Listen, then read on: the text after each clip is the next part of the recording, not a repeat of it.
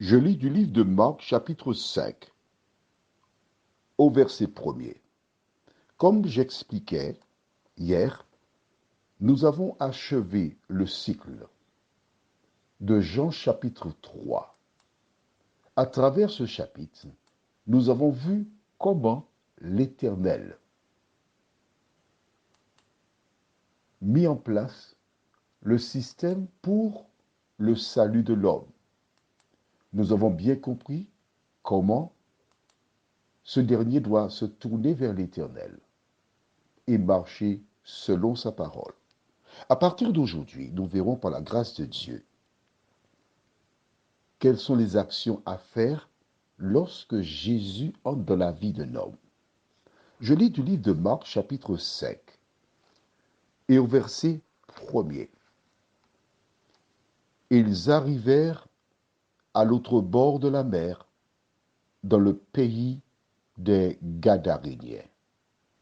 Prions.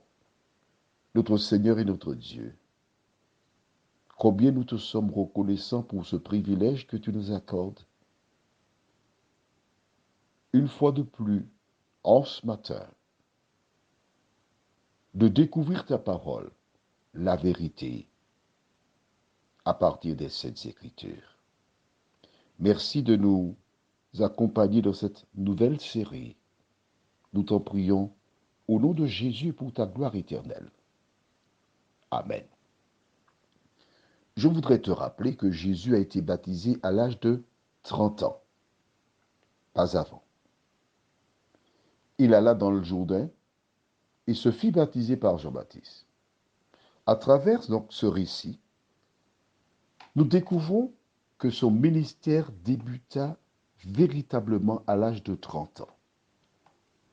À l'âge de 12 ans, il confondait déjà les dirigeants, les docteurs dans le temple, quand sa mère s'est rendue compte qu'il n'était pas avec eux quand ils retournèrent à leur domicile. Pour des raisons que nous ignorons, puisque la Bible ne donne pas les détails, Jésus commença son ministère à l'âge de 30 ans. Que fit-il entre 12 et 30 ans? Nous l'ignorons. Nous savons qu'il ne s'est pas marié, qu'il n'a pas eu d'enfant. Et son ministère dura approximativement pendant 3 ans et demi. Mais je voudrais te dire qu'avant de venir sur terre, son agenda était déjà bien rempli. Il avait une organisation.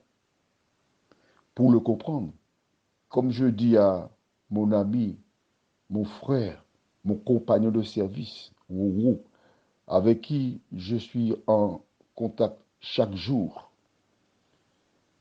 la personne qui lit Genèse chapitre 1er découvre que l'Éternel est un Dieu d'ordre. Le premier chapitre de la Bible te montre comment Dieu a créé de manière chronologique. Jésus décide d'aller à Gadara. Les disciples ne posent jamais de questions à Jésus quand il fait quelque chose. Mais alors, un jour, il dit aux disciples, nous allons à Gadara. Qu'y a-t-il à Gadara? Il ne pose pas cette question.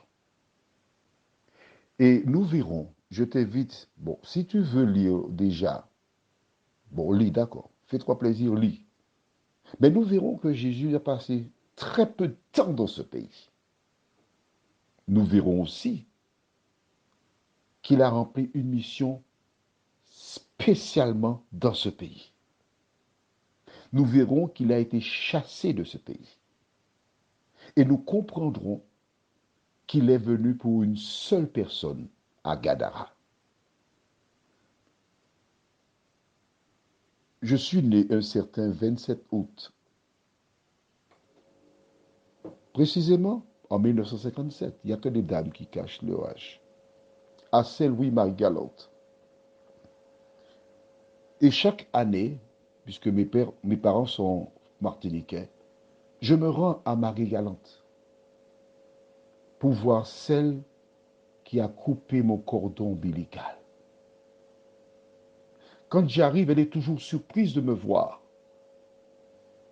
Mais je lui dis invariablement, c'est de ton vivant que je voudrais te montrer mon appréciation et mon amour. Et elle me dit, mais tu viens de la Martinique. Je dis, oui, c'est exact. Mais c'est tout près. Parce que Jésus a laissé le ciel. Il est descendu sur la terre, afin que quiconque croit en lui ne périsse point, mais qu'il ait la vie éternelle. La distance, donc, entre la Martinique et celui n'est pas si grande. À travers cette métaphore, je voudrais te dire, qui que tu sois, quel que soit ton problème, quelle que soit ta situation, l'Éternel voit. Et en son temps, il agira. Prions. Notre Seigneur et notre Dieu, combien nous te sommes reconnaissants pour ce privilège que nous avons en ce matin, de voir que tu t'es déplacé juste pour une seule personne, un homme, dans le pays de Gadara. À travers cette histoire, tu nous montres que tu ne viens pas spécialement pour les foules. Tu nous montres que tu veux que l'homme qui a besoin de toi, il peut compter sur toi. Merci Seigneur. Tandis que cette nouvelle journée-là, avec ces défis, nous comptons sur toi afin que tu continues de nous diriger dans toute la vérité. Nous t'en prions au nom de Jésus et pour ta gloire éternelle. Amen. Je te souhaite une bonne journée.